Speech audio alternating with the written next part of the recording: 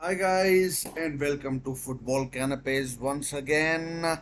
This time we are going to discuss what has happened on the last day of the Premier League season and what it means for everybody in the Premier League. Hi guys.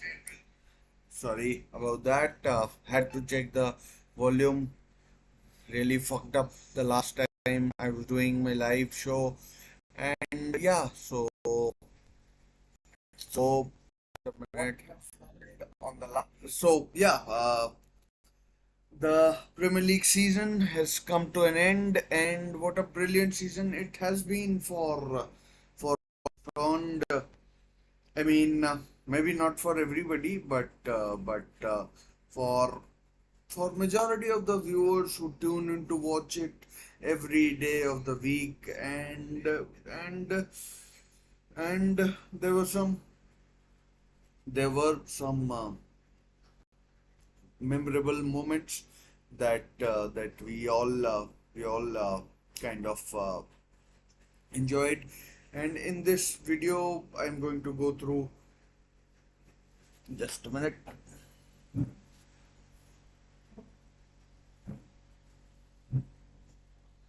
And in this video, where I'm going to analyze what has happened on the last day of the season, and and we'll see how and where it leads us. And yeah, so let's. I'm pretty sure you know what has happened, and hopefully you are able to see me clearly on this video. There's no buffering as such, and just need to check one more thing, and we are all good to go. So there's no buffering as such. So yeah, let's talk about Manchester City. They were the team to beat, and they did their end of the bargain. They they finished they finished top of the Premier League season, winning their fourth title in a row. Pep Guardiola really is a genius. He won three titles in a row with the Bayern Munich, and then coming to England, a league that he himself has described as perhaps the toughest one he's ever managed in, and he did the what some would say impossible. They Manchester City winning their fourth title in a row. That this is something that even Manchester United in their pomp couldn't do. I don't think this has ever been done in Premier League. Oh, sorry, not in the Premier League, in the English league even, and and they scored goals for fun. Phil Foden, my goodness, what a player he's become. He's the he's outdone himself. He's Manchester City. Okay, you might say they only scored 96 goals. Arsenal. In the end, the goal difference for both Manchester City and Arsenal was the same. Uh, Defending wise, yes, you might say that Arsenal were perhaps slightly weaker, but they scored more goals, they take more chances, and they ended up uh, they ended up winning the title quite easily on the final day. Phil Foden crowned Premier League's Player of the Season yesterday, and well deserved today, tonight, yesterday, depending upon where you are or where you have been. Uh, he was outstanding. His early goal in the second minute, I think, clearly killed off the tie. Um, and then the second one was an equal banger, good goal, very different to the first one that he scored, and uh, and uh, and he did what he always does, get into the box, late, and then I mean, the rest was pretty easy. Uh, Mohammad Kudus, Mohammad Kudus made it nervy for some time, but then up popped Rodri in the second half, and title was as good as done in the um, at the hour mark, I think, and and it was what it was. What it means for Manchester City is they've set a new record. This thing I doubt will will ever be achieved in Premier League terms. Uh, Having said that, I know I might be contradicting myself, but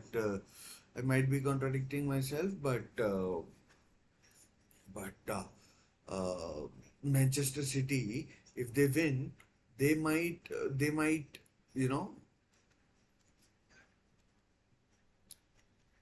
they might win their fifth title in a row.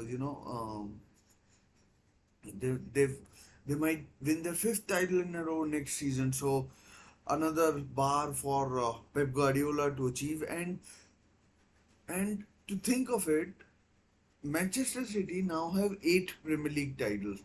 Given that, given that when Sir Alex retired, Manchester City I think had one title. They are very quickly closing in on Manchester United's 13 league titles. They they I mean they they have a team that is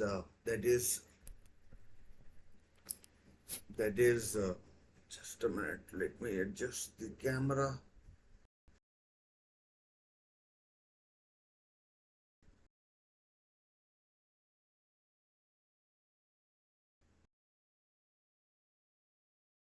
We have on here. They have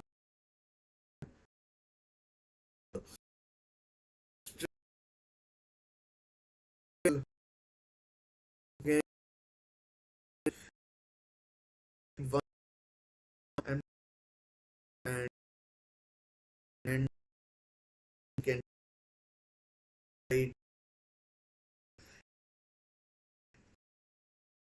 tell it just have the director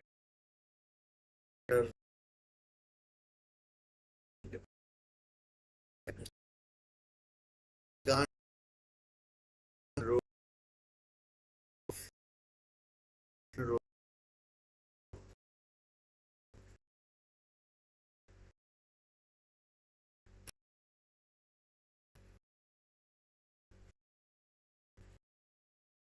uh,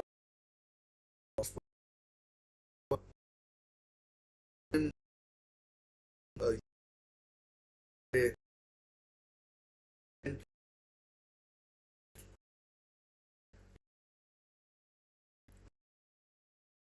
do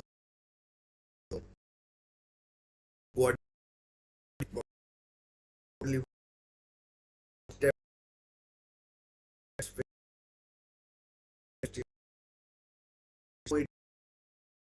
against the City in the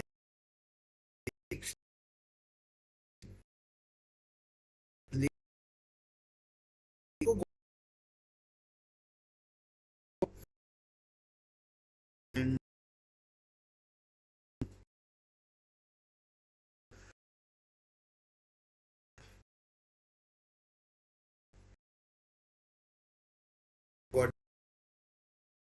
well.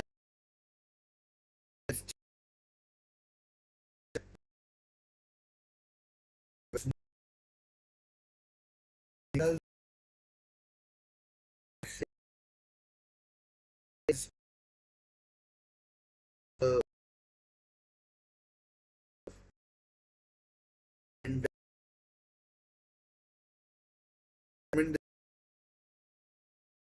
we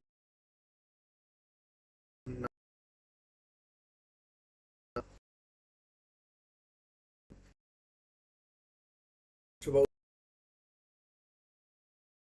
it's not something that I have rehearsed or anything. I'm just going by the table, taking it team by team, and then thinking out loud as to what has happened, what was expected out of the teams, and then and then analyzing uh, what what was the season, and yeah. So I think in terms of Manchester City, it's it's uh, it's uh, it's that thing only. And, yeah, so I think in terms of Manchester City, it's it's uh, it's the so, anyways, moving on to Arsenal, a tough one to take for Arsenal and all their fans. You know, they must have been hopeful that they can spring a surprise or two. But Manchester City were always favourites. Gary Neville always talked about the fact that he always backed. I mean, to be honest, he did always back Man City for the title even till the last day of the season, and I mean it was rather unfortunate that they couldn't keep up their. I mean there were a few moments that you might describe as controversial when um, Arsenal may have felt that they could have picked up points, but then there were games when they could have dropped points as well. So as people say that these things usually even themselves out throughout the course of the season, and and I mean there's no reason to believe that this wouldn't have happened in this season, and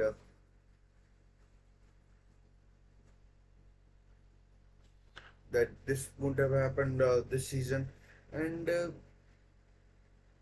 and yeah, so Arsenal. Um, I mean, signing of the season, um, you could say Rice as well. He changed the way Arsenal played. He was outstanding for Arsenal in their games, and then uh, and then who else? You can talk about you can talk about. I mean, I'm not talking about in terms of Premier League signing of the season, but Kai Havertz did reasonably well in the season. He scored goals in the midfield. He was really poor, but in terms of when it came to the striking bit, when he was playing as a striker, he did he did I mean an okay sort of a job, an okay sort of a job, which was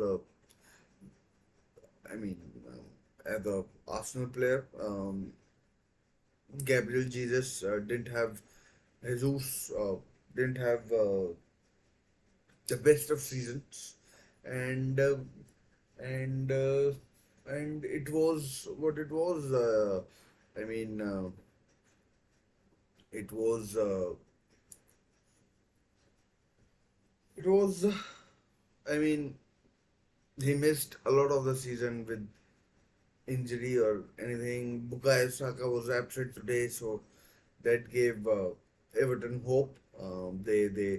They came, they sprung a few surprises. They might have scored more, they might not have, and in the end they they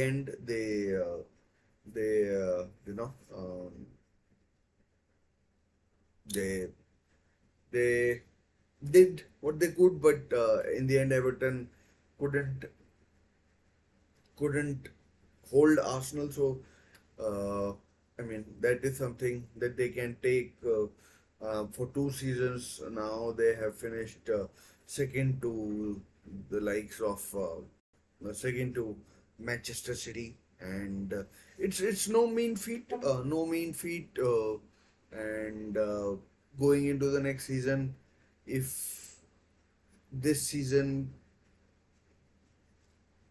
they improved on last season, there's certainly no reason to think that they can't improve next season. And if Kevin De Bruyne, as has been reported in a few areas, if Kevin De Bruyne does move to Saudi Arabia, that weakens Manchester City, and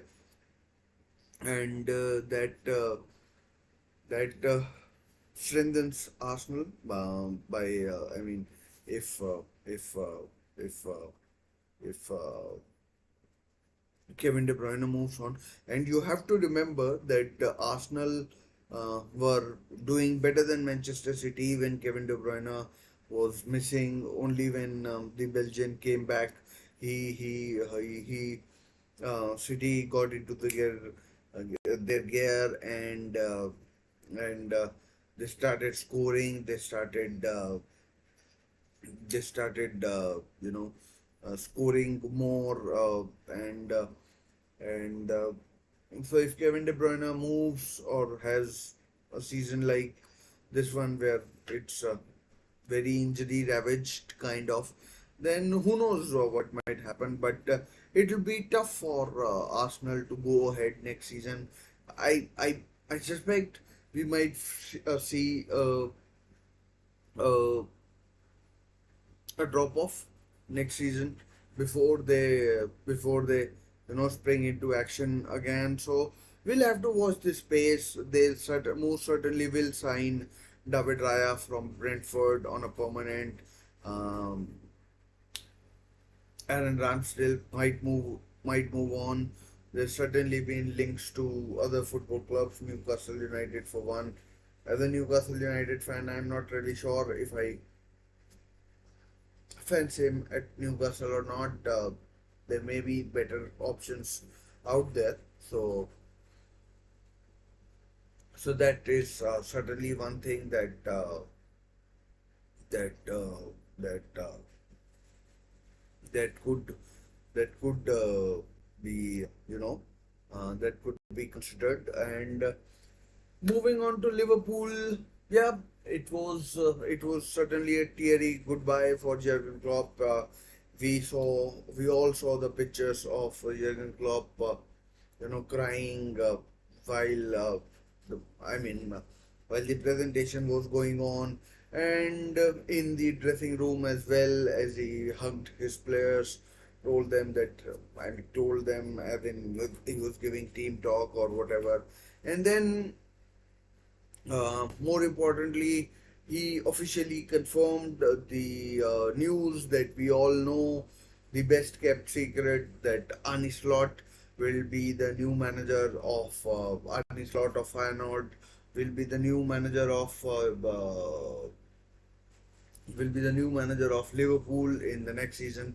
Arne Slot, his team was playing Go Ahead Eagles, or might have been Heron Vane. So his team won 4-0. From what I've heard, I haven't seen Feyenoord that much. But I've heard that his teams play exciting football, and so for Liverpool next season will be tough. News is that Mohamed Salah will be staying with Liverpool. So that's a good thing. That gives Arne Slot time to bed in and bring his players in. I'm pretty sure we'll see some players move on from Liverpool. Uh, um, uh, I mean, for now, I can't name who might move on, but certainly, oh, Wataru Endo looks like his time is coming to an end at Liverpool.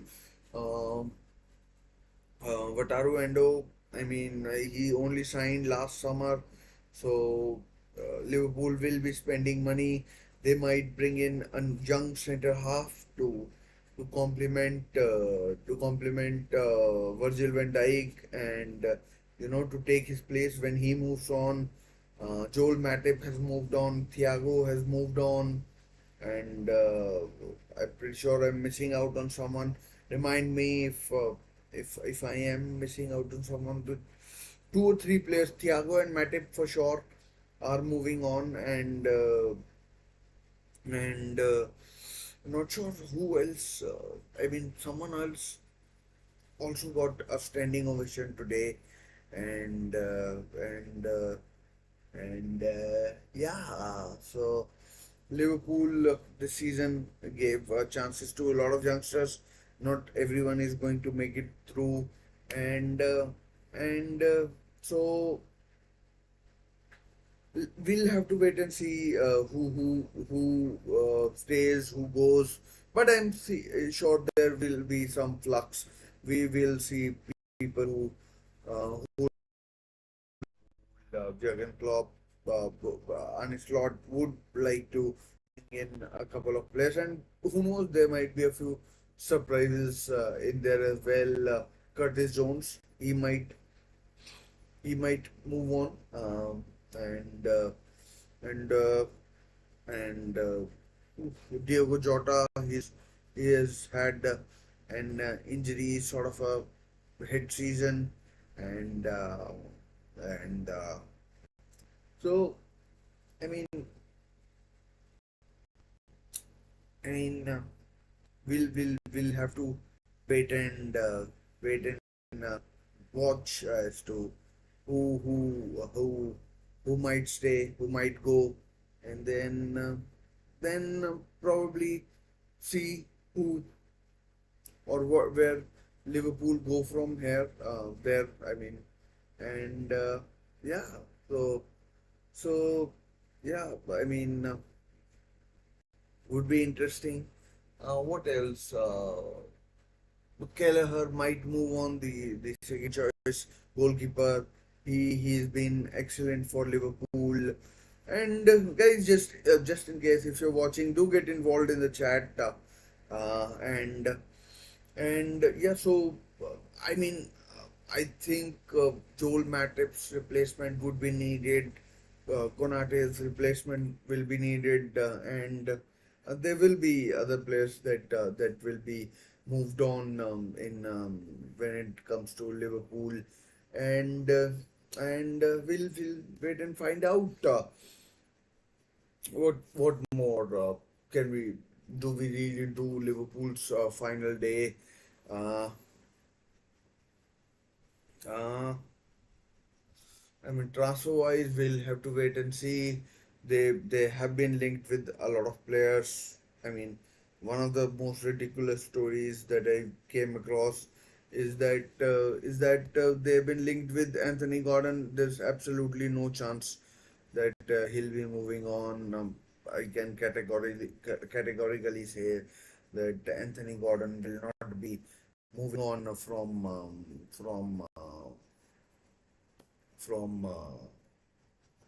Newcastle United. So that's it about Liverpool. None of the players, I mean, really shone this season. Most of them were pretty disappointing. Let's be honest about that. I mean, yes, not many had expected that they'll be competing for the title, but for the vast majority of the season, they did compete, and they made a good fist of it. Some results didn't go their way, and didn't go their way, and then it it did hurt them quite a bit, uh, but it was what it was. What else? But we'll see about Liverpool coming back to fourth place. Coming back, going to fourth place. Aston Villa. Aston Villa. I mean, I mean, they're a pretty good side.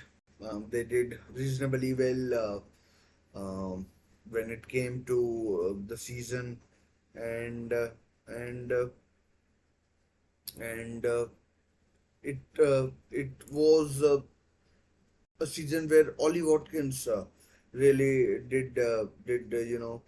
um, did really his efforts really did shine through.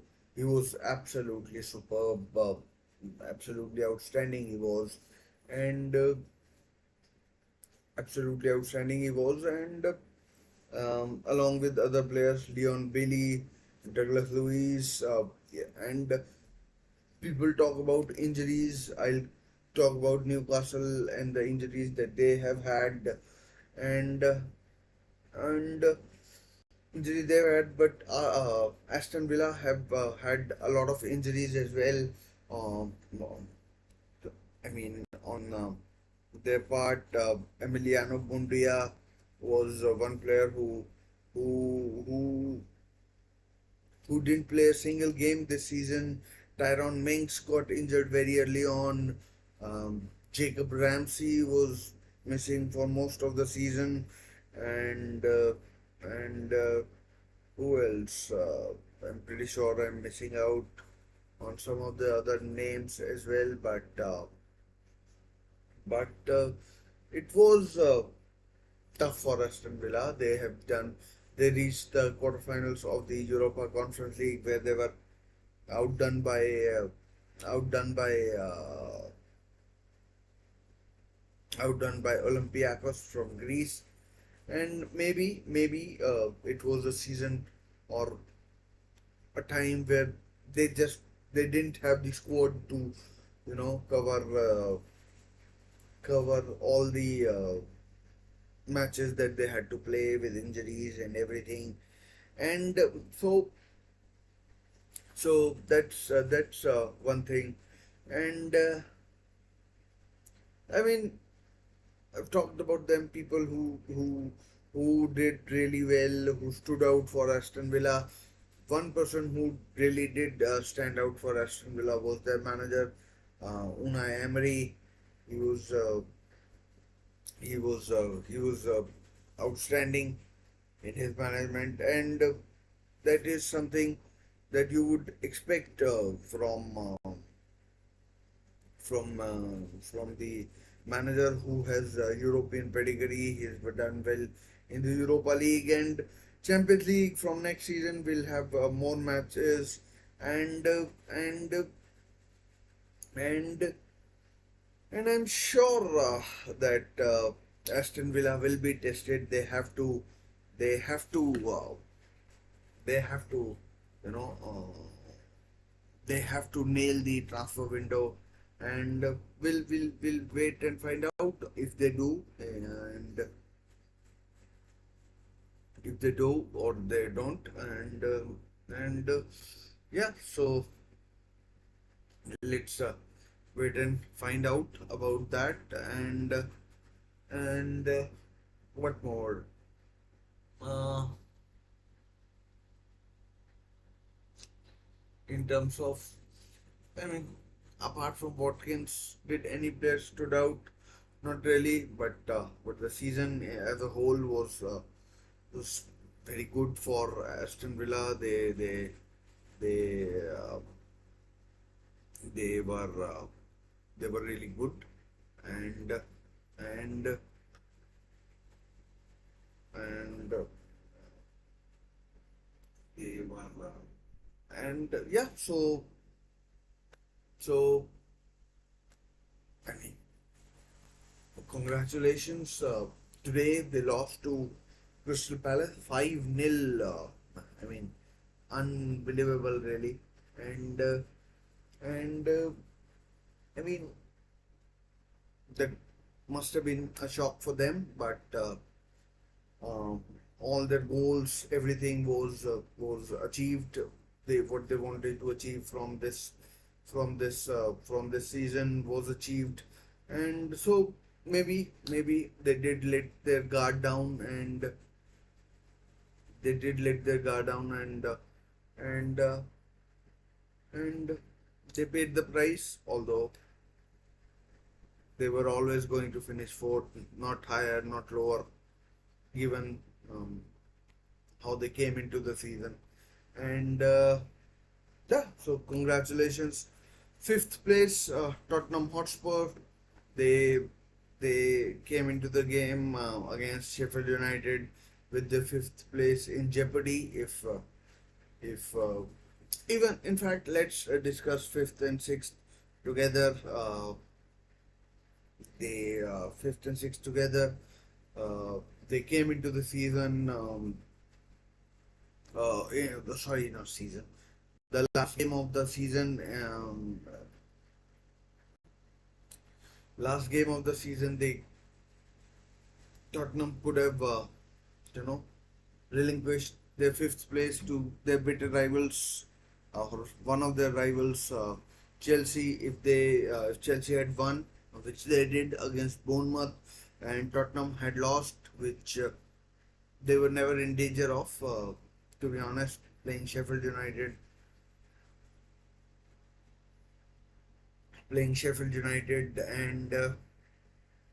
and Tottenham, given that in October people were eulogizing about about uh, about Ange Postecoglou.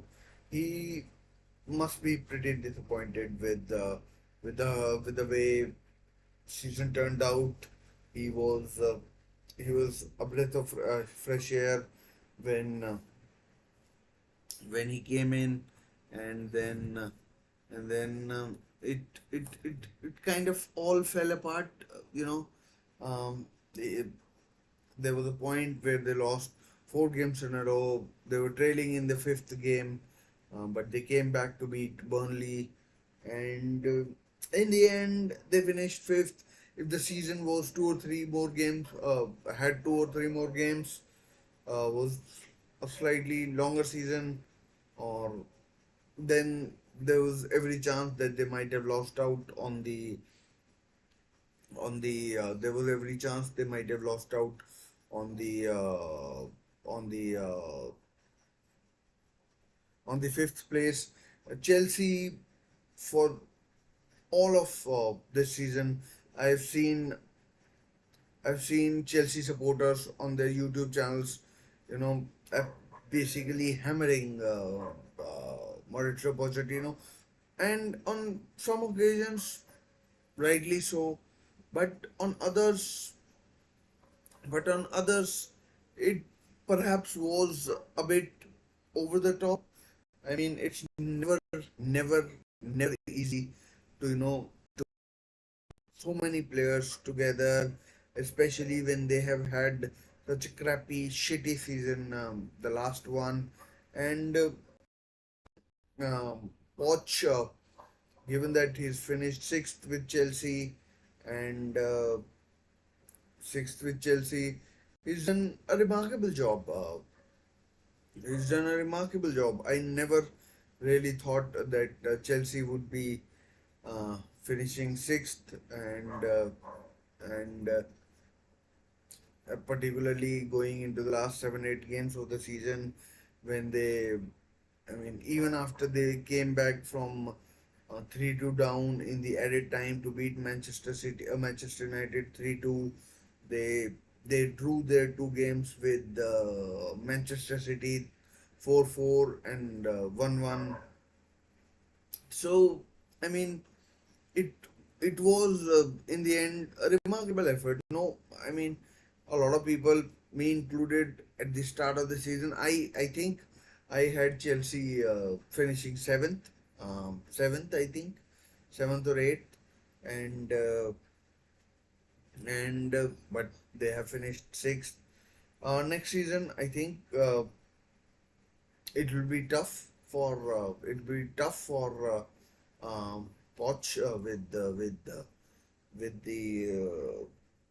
with the squad and the expectations. Chelsea, don't forget, reached the semi-final of the FA Cup. They reached the final of the Carabao Cup. So it's it's it's it's something that they could have uh, they could have done. I mean, it's not a season to be, you know, thinking that it's a bad season. It's a decent season. You finished in Europa League. There's a chance they could be demoted. Demoted is wrong word perhaps, but they might end up in Europa Conference League if Manchester United win the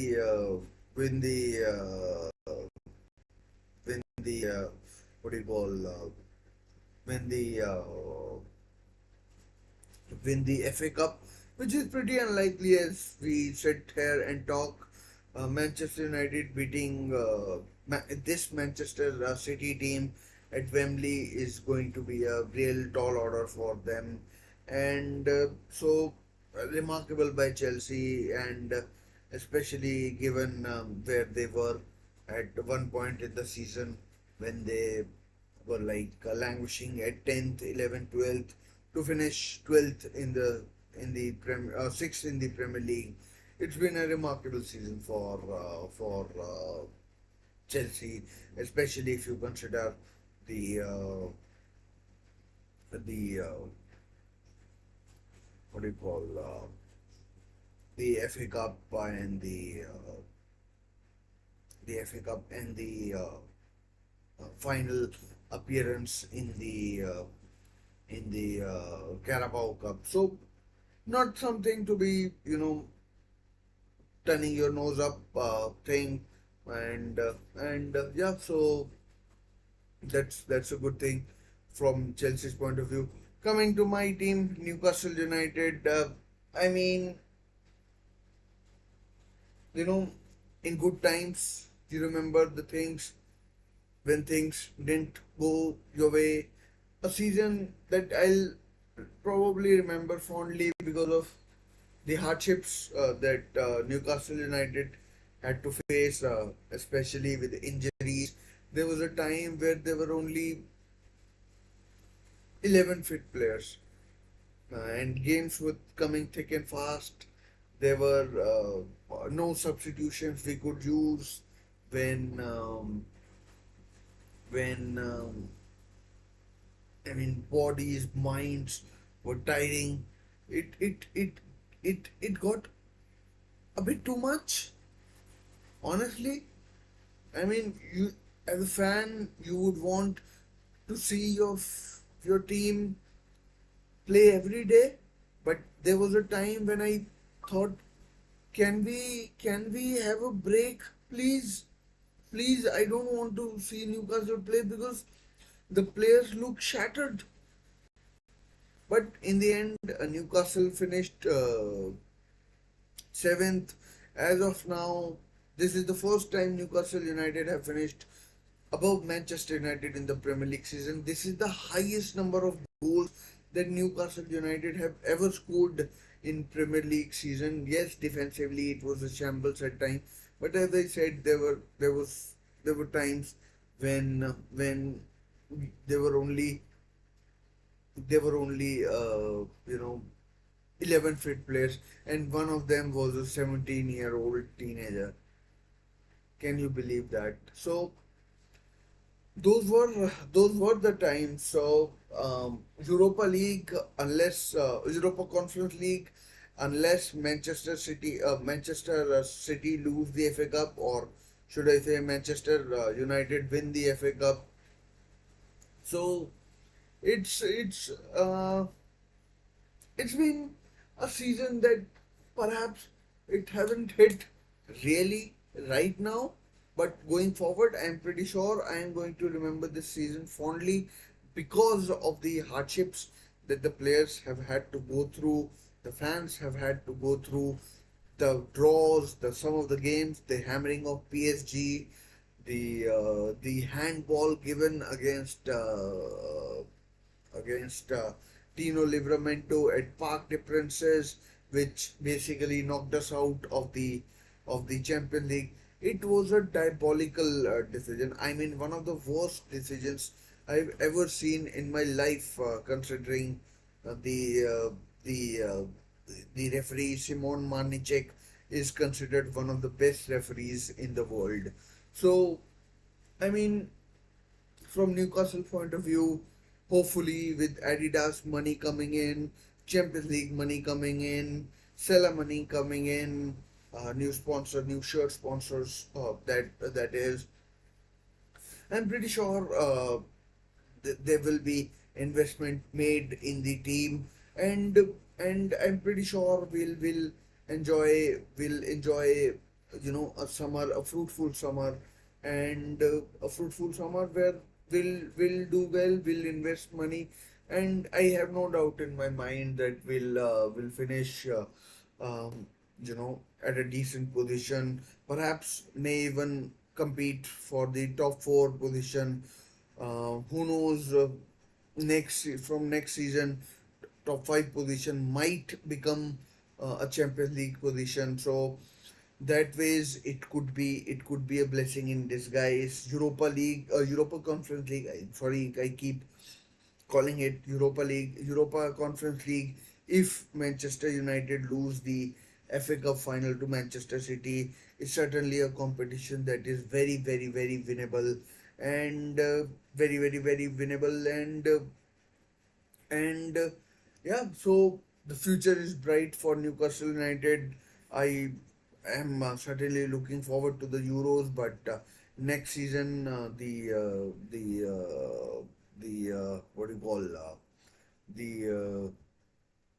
the uh, next season, the Premier League, I think, will be one of the most exciting ones.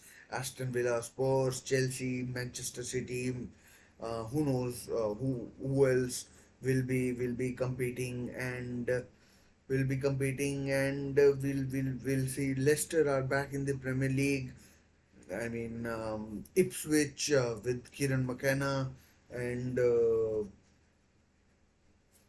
I'm certainly hoping Leeds United get the better of Southampton. Nothing against Southampton, but I'm just hoping that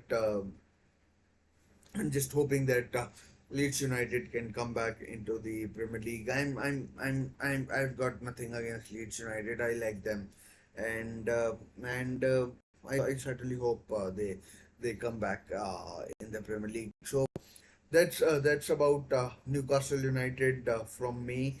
And moving on to Manchester United, perhaps a team that has disappointed the most in the Premier League has been Manchester United. They for most part of the season beat Champions League, beat the Carabao Cup, beat be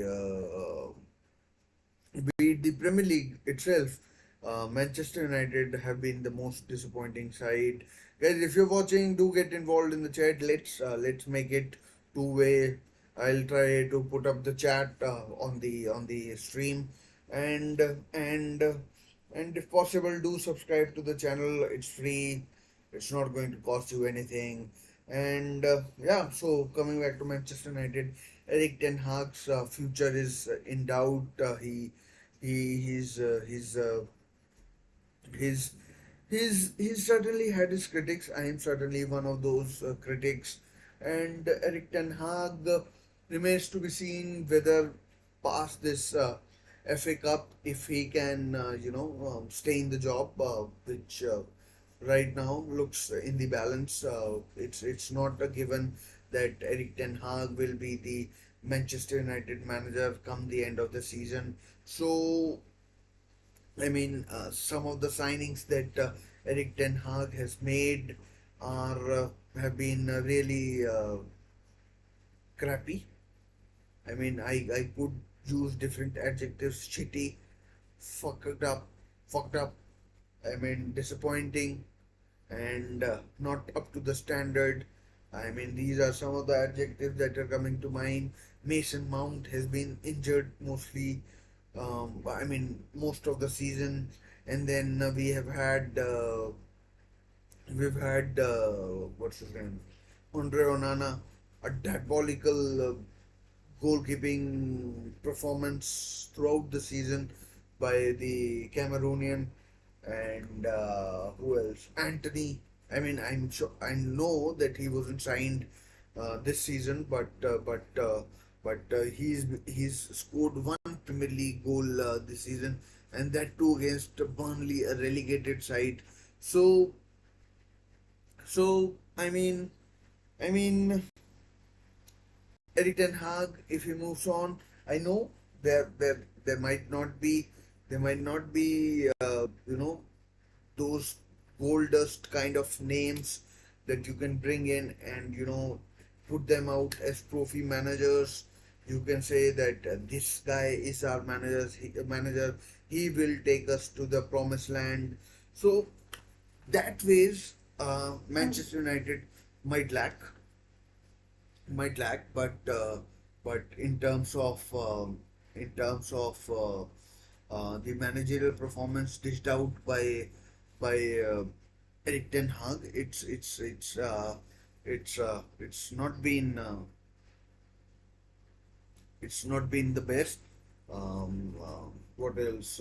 Mason Mount, Rasmus Højlund is, I mean, one for the future. He isn't going to get you to the promised land, and whatever that promised land is.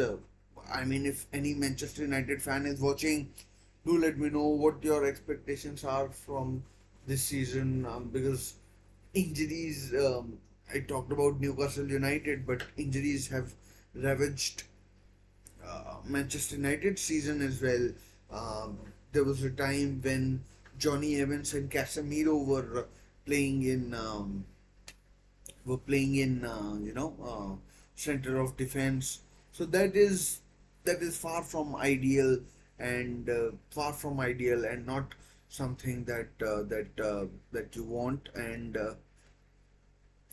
that is not certainly not anything you want, and yeah, what else from Manchester? Of course, the takeover of club, partial takeover you might call, and what effect it might have on the club going forward. Going forward, uh, so Jim Ratcliffe coming in, he's not short of money, but given the PSR rules, I'm not really sure how much money he'll be spending. Uh, I'm not really sure how much money he will be spending. Uh, whether a new stadium is in the pipeline for Manchester United or not remains to be seen. And remains to be seen.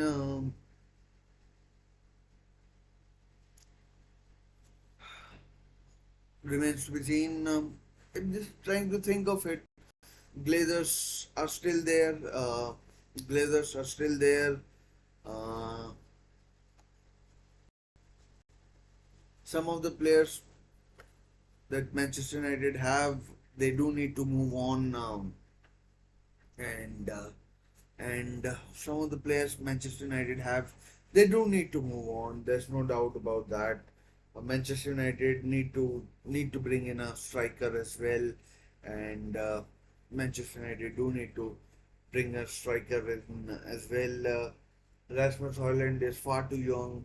He's had a tough season, and he's had a tough season when it comes to injuries as well, and not many people. There was a strange sort of a report that not many Manchester United players have been uh, passing the ball to Rasmus Højlund. He's he's uh, he's struggled that ways, and Rasmus Højlund, are you a fan of Rasmus Højlund, Manchester United fans? Um, has he lived up to expectations, or is it too early to judge? And that's these are the questions that will be asked of Manchester United fans, and so I mean that ways it's something that remains to be seen. Um, but overall, it's been a season that Manchester United fans would probably want to forget about. Some really damning stories coming out, leaks from the dressing rooms. Um, Rafael Varane has already confirmed that he is leaving. Casemiro is more like very likely he'll leave. Marcus Rashford, some of the stuff in and around him, that that has not helped either the club and and Anthony, his antics, he's not.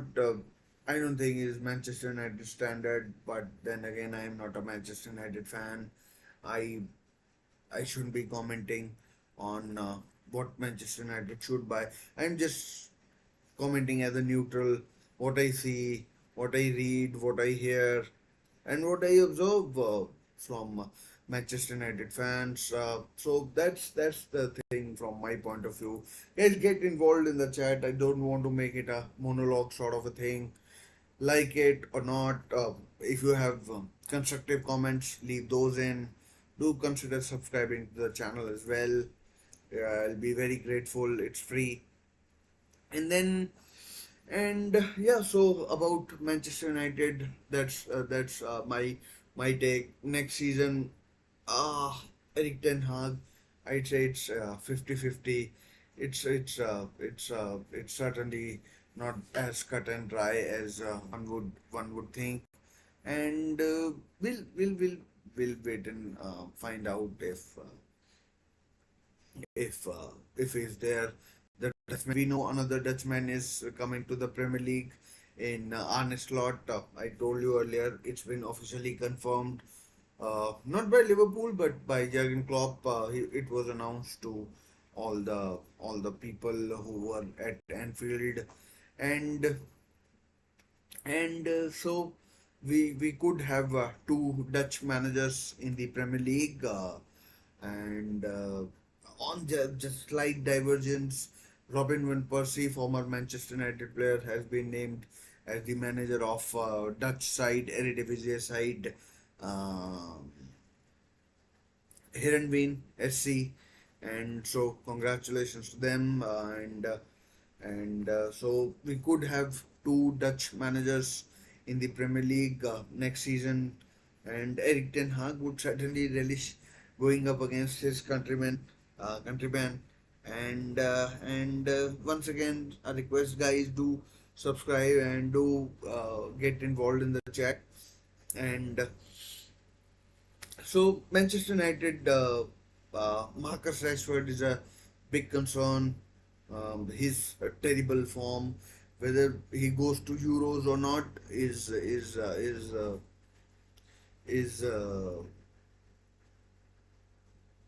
we'll wait and find out on Tuesday when Gareth Southgate announces his squad for the Euros. On not on Thursday, on Tuesday, I mean. And Anthony Gordon got injured of Newcastle United, which is gutting for me as a fan. So that's I mean that helps Marcus Rashford.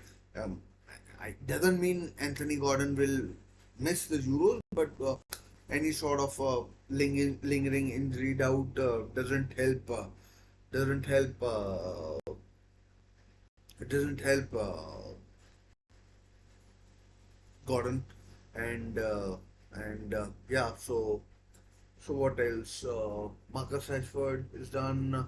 Anthony Martial is leaving.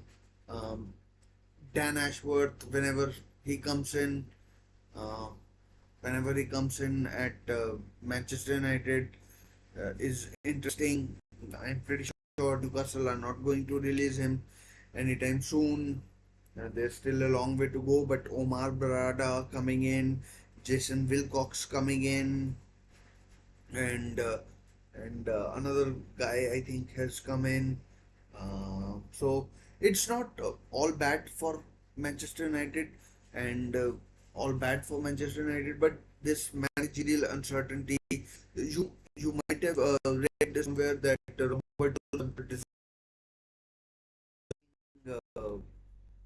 Roberto De Zerbi is leaving Brighton and Hove Albion. So is that someone you want at Manchester United? I mean, it's interesting to see whether Roberto De Zerbi. Thing is, um, it would cost you money to get rid of Ten Hag, who's according to some reports has been linked with the Bayern Munich job, and with Thomas Tuchel going, Thomas Tuchel is leaving Bayern Munich. Xavi has been sacked at Barcelona, so Eric Ten Hag might be in demand, might be in demand elsewhere. So maybe there might be mutual parting of ways with Eric Ten Hag. So Manchester United compensation for don't have to pay compensation for Eric Ten Hag, and they get to bring in Roberto De Zerbi. So that's a situation which could, you know, possibly work for Manchester United. I'm not sure that floats Eric Ten Hag's Manchester United and Jim Ratcliffe's boat, but that is something that is something you could definitely consider. So, I mean, I am rambling on about Manchester United because that's a story that's I'm pretty sure is going to run and run and run. So that's I'm I'm I mean, I'm hitting you with ideas. You tell me which club you support, and then we can probably have discussion about that. Manchester United. I mean, they finished on eighth position. That is their lowest ever. I mean, they say the night is darkest just before the dawn, and is it the darkest, or will it get will it get darker still before it gets, just before the dawn, and or otherwise, because I mean, this is football. Just like in politics, anything can happen in football. Who would have thought that Jose Mourinho will be managing Tottenham, and Zinedine Zidane is available? Although that I'm clutching at straws over there, but there is certainly a possibility, and so that's one thing that Manchester United fans can consider. So that's another thing that Manchester United fans can consider. So let me know if you think it's a possibility that Manchester United and Eric Ten Hag part company mutually. So and Roberto De Zerbi comes in as free, and you don't have to pay any compensation to Eric Ten Hag either. So win-win. You don't have to spend money, and it helps with the financial fair play rules as well. So that's that's an idea I am floating, and that's maybe something you know worth considering. And yeah, so that's uh, that's one thing. Let's move on to other teams. West Ham United, coming into this season, they were the Europa Conference League winners. Uh, no mean feat, and nothing, not anything to be I mean, it's no mean feat, as I said, and not something that you could be turning your nose up, and They lost Declan Rice. They brought in Edson Alvarez, which who I think has been. I mean, he was decent for a time being, but then I think the pace of the Premier League caught up with him. He did what he could, but but I think if he stays, and there have been murmurings that he might move on, that he might move on, so uh, that he might move on. David Moyes is moving on, and yeah, so David Moyes is moving on, and David Moyes moving on. Let's see who West Ham bring in. There's very good chances that it will be Julian Lopetegui, former Wolves, Spain, Real Madrid, and Sevilla manager. So good pedigree with Lopetegui coming if he does come in at Manchester United. So that is something that West Ham fans can look at. They uh, David Moyes, maybe he overachieved with West Ham. I'm no West Ham fan. I am happy to be proven by, I mean, talk to any West Ham fan and be educated. I'm open to that. So so I mean, apologies if I'm speaking out of term or something like that. So that is where I am coming from, and that is where I am coming from, and so West Ham. I mean, next season could be a tough one for them, for the Hammers. I mean, it's it's uh, it's uh, it's uh, it's not going to be easy. As I said, the strong teams will get stronger. Man City, Liverpool, Newcastle, Chelsea, uh, Spurs. So it won't be easy for West Ham United, and with a new manager, I mean, as good as the new manager might be, it's it'll certainly be a new dawn. Who knows if if uh, if Kevin Nolan stays on as the assistant manager. Who knows? They might promote him as well. But it looks more and more likely that it will be it will be it will be Julian Lopetegui.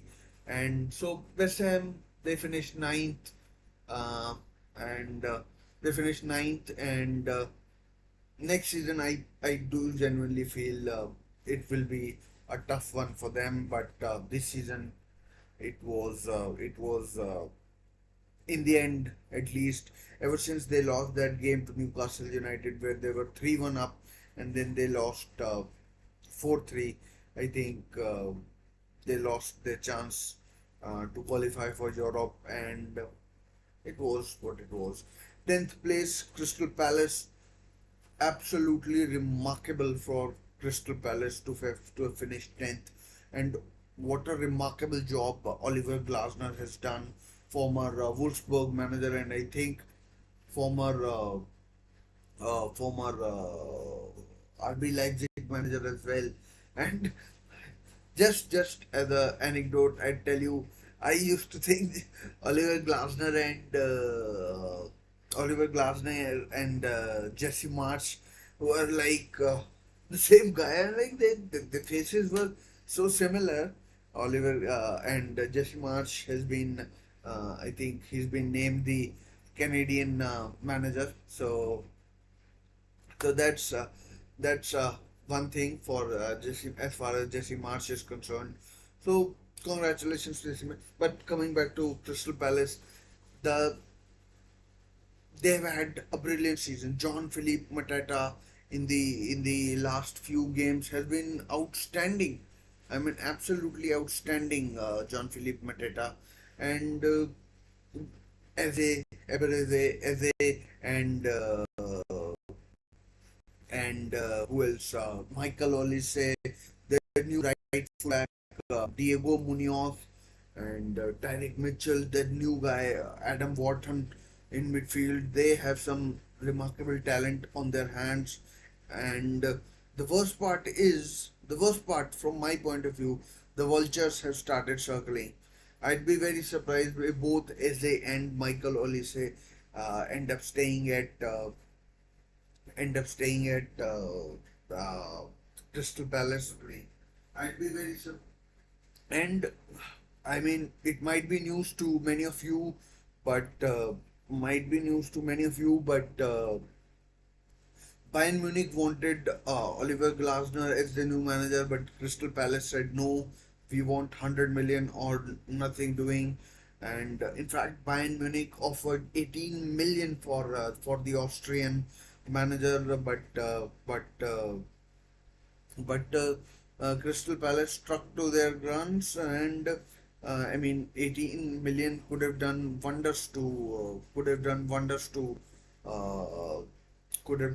to Crystal Palace and their finances, but then again, reputationally, it might have caused a bit of damage because you don't want to be losing managers after after 6 months or 4 or 5 months as it was.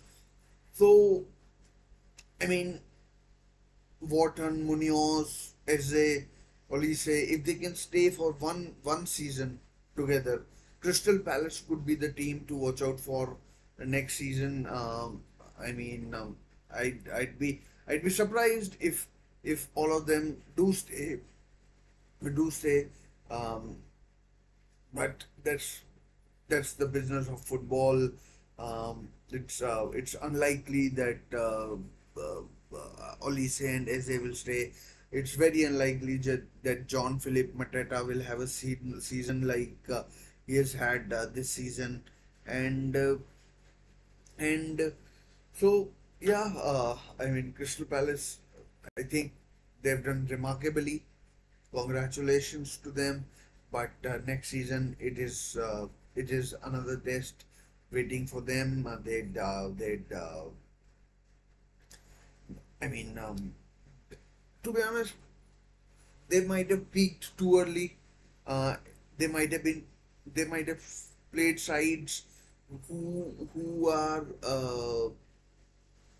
who might have been on the beach already, and Oliver Glasner might have told his team that you need to pull up your socks, otherwise next season there could be hell to pay, and and and the team did in fact pull up their socks and delivered some fantastic results. 4-0 against Manchester United, 5-0 against Aston Villa, and 2-0 against Newcastle United as well. And I'm pretty sure the game they played against Wolves, they absolutely played Wolves of the park at Molineux. Uh, I mean, Crystal Palace is, if and it's a big if they can keep their all their players together, it will be a very good season. I am pretty that when it comes to Crystal Palace fans. So enough about Crystal Palace. Let's move on to the bottom half of the Premier League season, where I mean there is talk about in terms of controversies, etc. You know, controversies and all. 11th place went to uh, 11th place. Who finished 11th? 11th was Brighton. Today they lost to Manchester United. Manchester United, if they had lost today to Brighton, who have already confirmed that Roberto De Zerbi is leaving just after 18 months in charge at the Amex. I mean, Eric Ten Hag may have walked from south coast of England to wherever he lives in Holland, Ajax, or in Amsterdam. As such, next season, next week they have the FA Cup final. But anyways, I've talked long and hard about Manchester United already. So Brighton, I mean, there was a time in the season when they were doing superbly. They were flying high. They were third or fourth, third at one time, but then injury struck. They lost players like Karu Mitoma, who have been missing. They've already sold McAllister, Caicedo. Um, and then they lost players through injury. Solly March has barely been seen throughout the season. Who else? Billy Gilmore was missing for large chunks. Ivan Ferguson, he was missing for large chunks as well, and I'm pretty sure I'm missing other players as well. But Solly March was a big miss. Simon Adingra was perhaps a find of the season for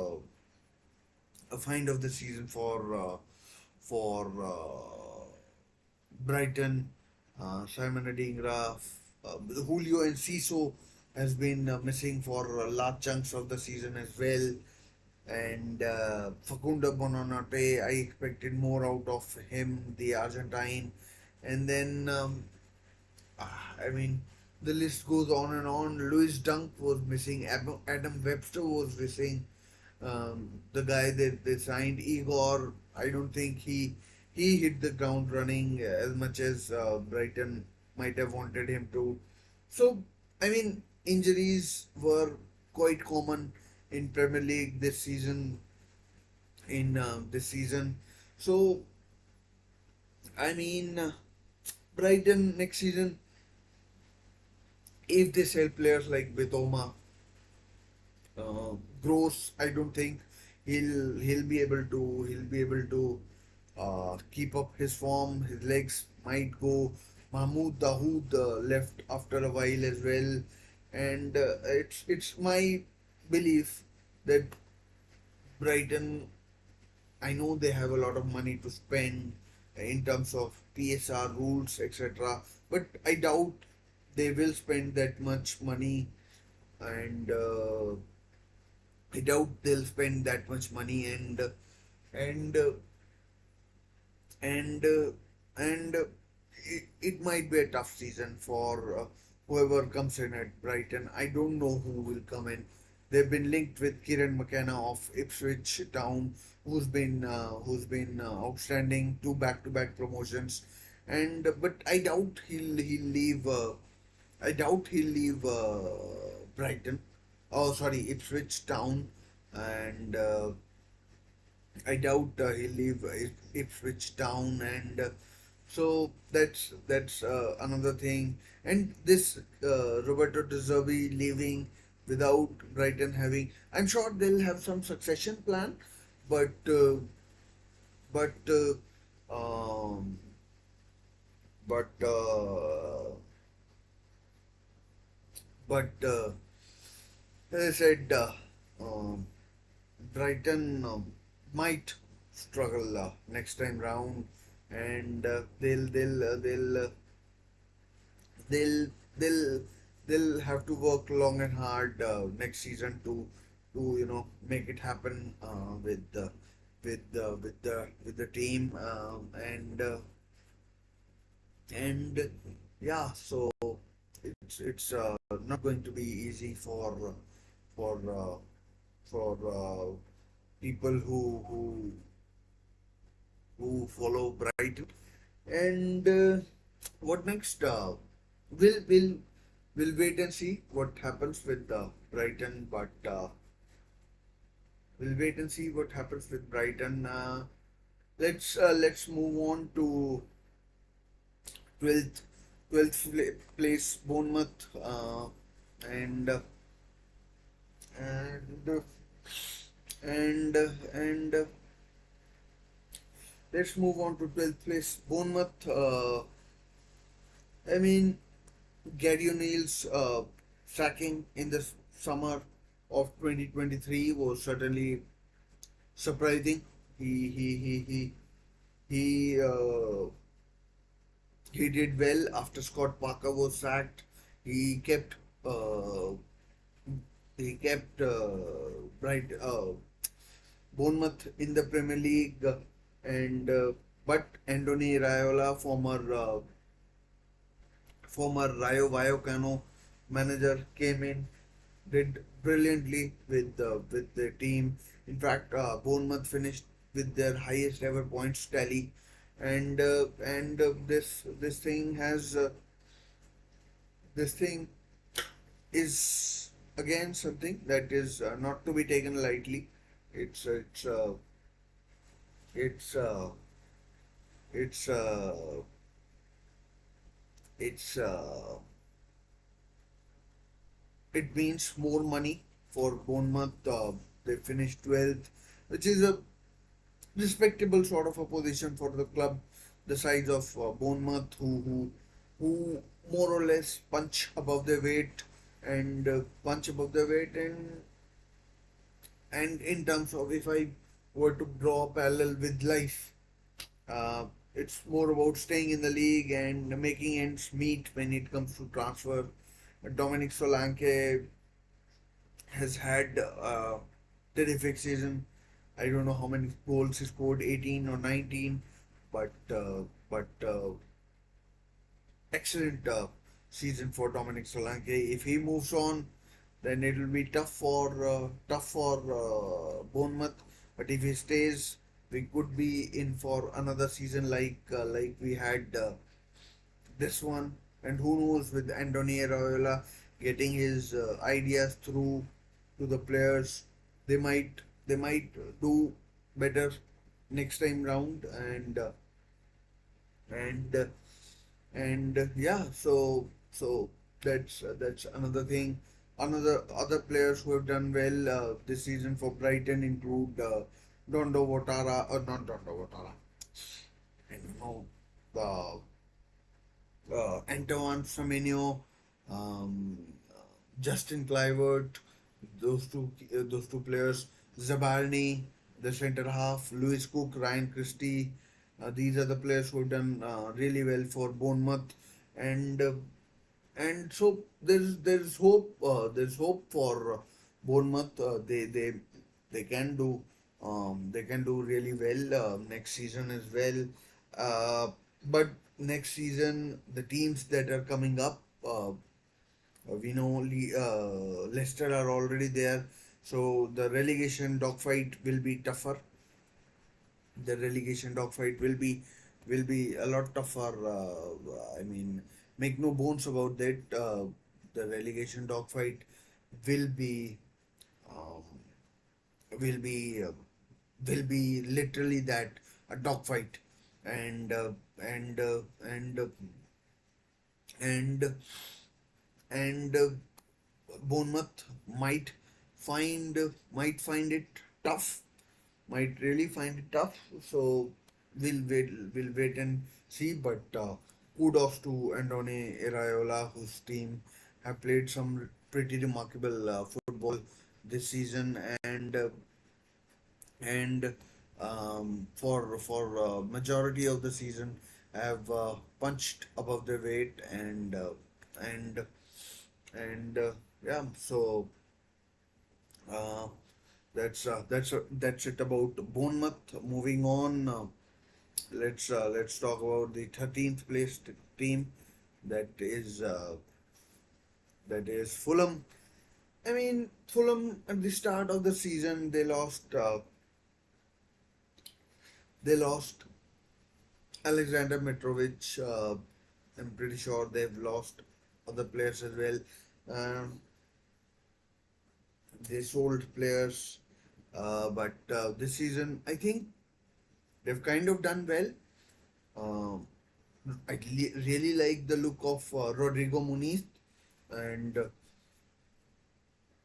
but given that they reached the semi-final of the Carabao Cup, I expected more, but in the end, Fulham really fell off.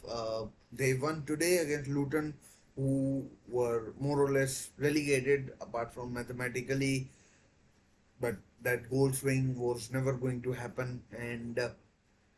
And Fulham, I mean, there was a time when they were doing really well, but somehow I think they realized this season was going to be like any other season. They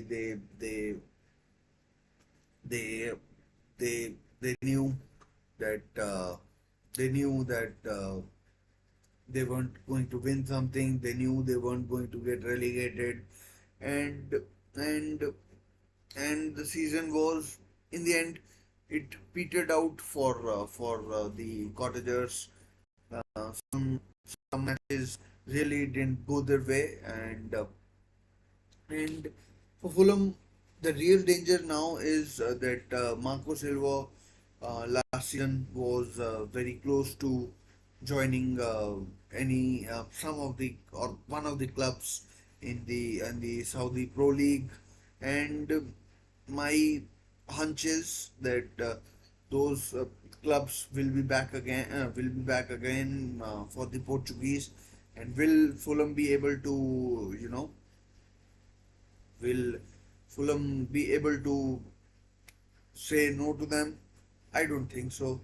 Money might be too good, and and and Fulham would be.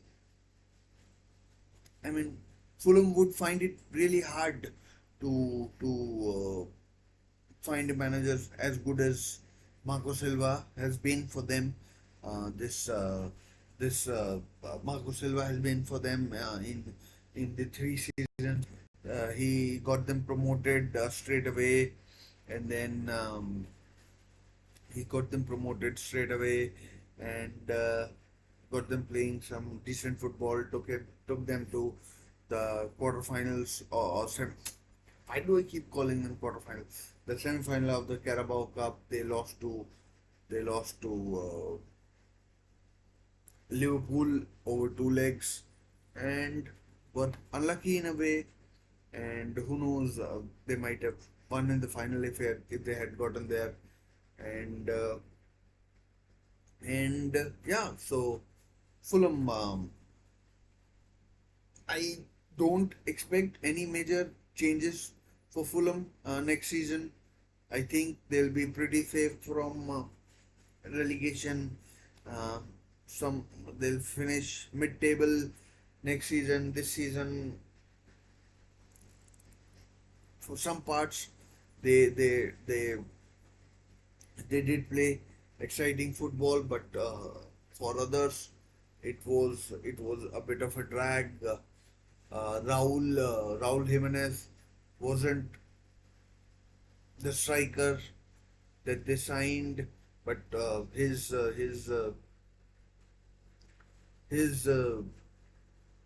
lack of goals was somehow uh, made up by Rodrigo Muniz, who I thought did really well. The Portuguese, I think he's Portuguese, might be Brazilian. I'm not really sure, but I, based on what I've seen of him, I really like the way he plays, and yeah. So that's about Fulham. Moving on, 14th place. 14th place went to Wolves, 46 points. Uh, it's hard not to have sympathy with Wolves.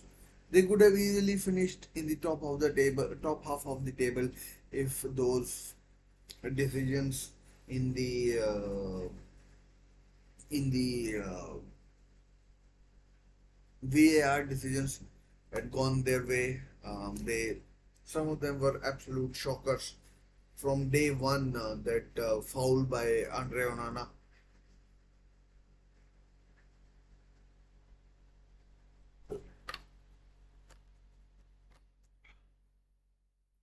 that foul by Andre Onana on Sasa Kalajic, and then the foul that was given against Fabio Silva at Sheffield United. I mean, the list is just endless. The Wolves have also returned to the Premier League, talking about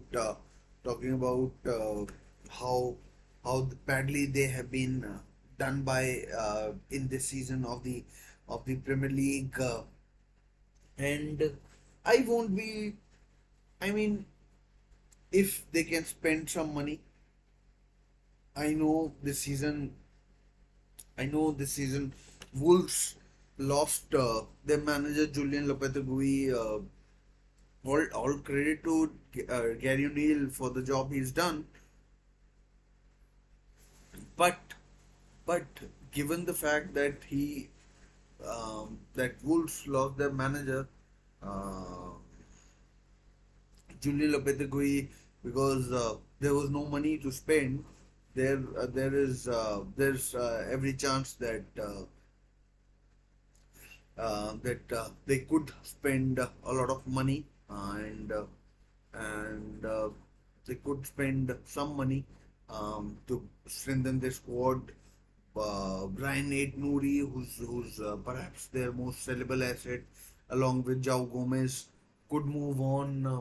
Matthias Cunha has done well. If injuries can be prevented, Pedro Neto might move on. Mario Lamina, these kind of players. So um, it's it's something that Wolves can build on. I mean, I'm harping on the positives. There's plenty that can go wrong as well, but you would think that Gary O'Neill is smart enough to realize that there is more to his team, and so Wolves. I mean, I've said it time and again in this video itself that the promoted teams will be a lot stronger next season, so it won't be cut and dry as to who goes down, and so I mean, it will be a season where points might well be distributed a bit more evenly. So that's another thing that we could see, and so some of these teams could find themselves in a place where they might not want to. They might be in between a rock and a hard place, and and yeah. So we'll we'll wait and find out as to what happens. 15th place, Everton. A really tough season for them. Everton, that is 2 point deductions, separate 2 point deductions, and and I mean, at least next season that thing won't be there. Um at least that thing won't be there. That won't be there. Uh, Depending upon goal difference or something like that, which hasn't been affected.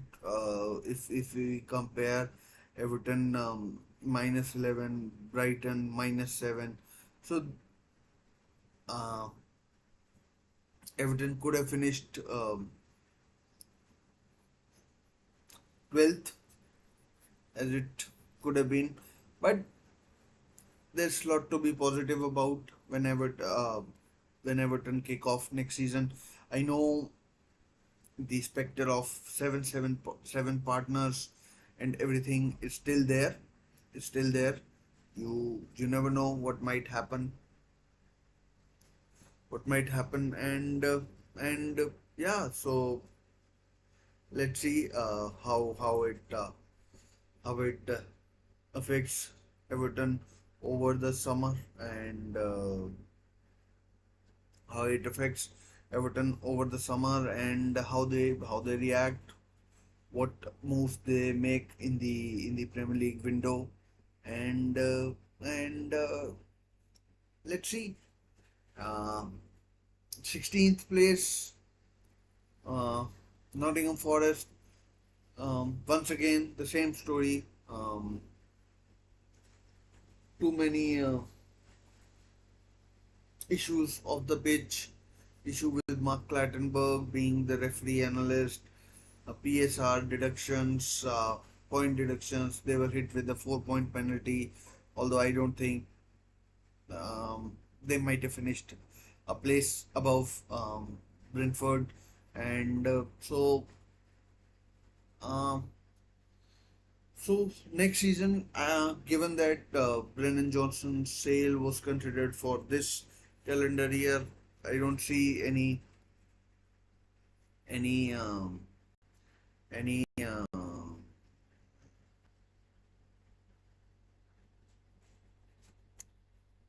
any point deductions coming their way next season. So that's certainly a positive for them, and that's certainly a positive for them. And Yeah, I mean nothing more to add. They sacked their manager. Nuno has done a reasonable sort of a job. Let's see what he does next season, if he's there at the start of next season. Steve Cooper had done well, but his time had come and it had gone as well. Brentford, tough season for Brentford as well. Uh, Tough season for Brentford as well. Ivan Toney was missing for most of the season. He his ban came to end in January, but then he got injured, missed large chunks of the season, and it wasn't easy for Brentford.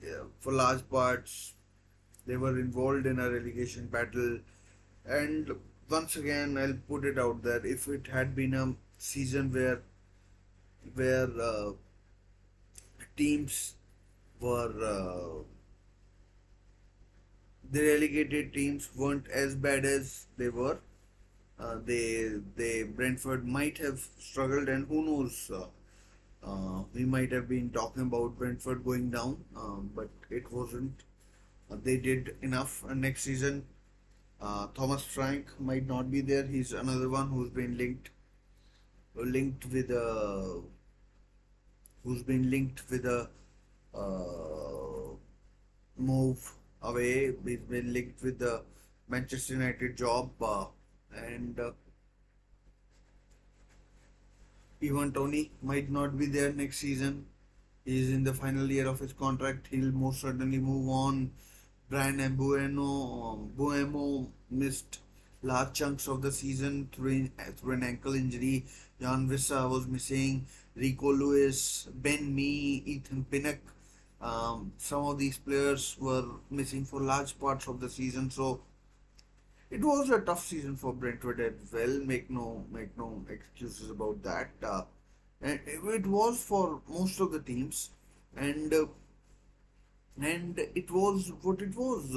I mean, uh, but next season is a fresh start. Uh, Chance for teams to reload, gather their thoughts, and go again. Whether they will, I mean, how successfully they do, and we'll wait and find out. So, last three teams remaining, not sure how much I'm going to talk about them. The relegated sides, Sheffield United, bottom, then Burnley, and then Luton Town. I mean, they didn't do enough, and from the very beginning, I genuinely thought Burnley would do well. I saw fellow YouTubers, give them give them give them props that they think Burnley would do well as well, but it wasn't to be. They Burnley struggled. I mean, think that Luton were better is is not something that Burnley fans. But let's see what happens with Vincent Company, his future, etc. And before we make our minds up. So so yeah. I mean I mean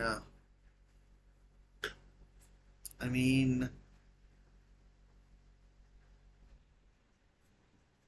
mean it will be what it will be. Um, Commiserations to every team that went down. And as I've already told you, there are two teams uh, have already been finalized who are coming in. Leeds, Leicester City, as well as Ipswich Town. One more will join them. It will be either Leeds United or Southampton. My sympathies or thing, my I have if I kind of have I kind of would like Leeds United to come up. Nothing against Southampton. Whoever comes up, I'm pretty sure they'll do a good job in the Premier League and yeah. So that's I think I've gone through most of the most of the most of the things I wanted to talk about. All 20 teams I've covered in this almost 100-minute monologue. And what's I mean this season of the Premier League has been has certainly been controversy filled. Um, this this season of the Premier League, and there's I mean I mean I'm trying to just carefully use my words. Um, this season hasn't been flattering to the Premier League referees. I think they have been shown up badly. Some of the things that have gone out, some of the audio that we have heard, some of the things that have happened, it's just not been flattering for Premier League referees. Some of them, for me at least, were out of depth, and I could take a few names, but there's no point as such. And what next? The managers that are moving on, Roberto De Zerbi, David Moyes, David Moyes. I'm certainly no Latin speaking person. So David Moyes, Roberto De Zerbi, who else? Jurgen Klopp, and pretty sure missed out a name or two there as well. And uh, and uh, and uh, and let's see what happens. Is there anything I want to talk about? I mean, that I could go on and on and on and on and on and on and on, but I think it's almost 3 o'clock here in where I put up in India, New Delhi, and it's certainly been a long day. Started at 6 o'clock in the morning, and yeah, so yeah, so I mean, physically, mentally tiring. Time to perhaps relax, maybe, and yeah, so time to relax, maybe, and think about stuff for next season and all. Was kind of hoping to get more involvement, more engagement, but going to be. It's uh, it's it is what it is. But uh, it is what it is, and let's wrap it up. Um, Maybe we can talk about more stuff as more and more stuff becomes clearer, and we'll certainly talk about more issues, more football, more Premier League football as we move forward. I've been rambling on for nearly 2 hours, uh, an hour and 3 quarters. So it's it's uh, it's taking its toll, and so thanks for watching. I know a lot of people did tune in. I was keeping an eye on the number, and thanks for watching. I'll see you in my next few videos, and till then, take care, stay safe. Bye for now.